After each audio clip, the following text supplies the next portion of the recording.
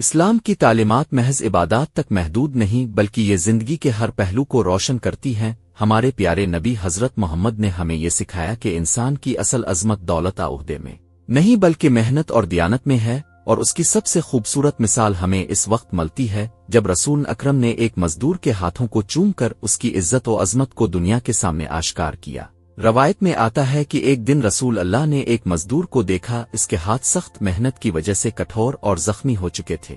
نبی کریم نے اس سے پوچھا، یہ ہاتھ ایسے کیوں ہیں؟ مزدور نے عرض کیا، رسول اللہ، میں اپنے اہل و عیال کے رزق کے لیے محنت مزدوری کرتا ہوں، دن بھر کام کرتا ہوں تاکہ حلال روزی کما سکوں۔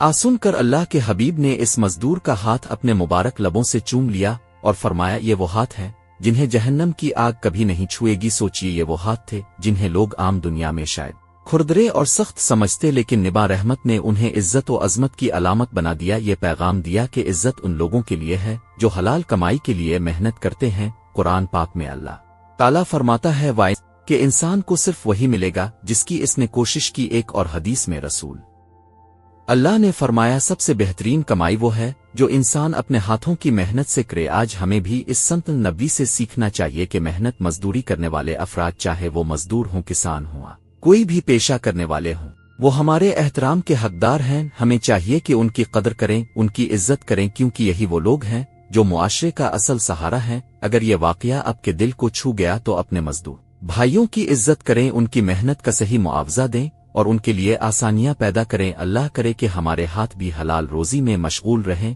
اور قیامت کے دن نبی کریم کی سنت کے مطابق بخشش کا ذریعہ بنے۔ مزید اسلامی واقعات اور تعلیمات کے لیے ہمارے چینل کو سبسکرائب کریں اور ویڈیو کو زیادہ سے زیادہ شیئر کریں تاکہ یہ پیغام ہر مسلمان تک پہنچ سکے۔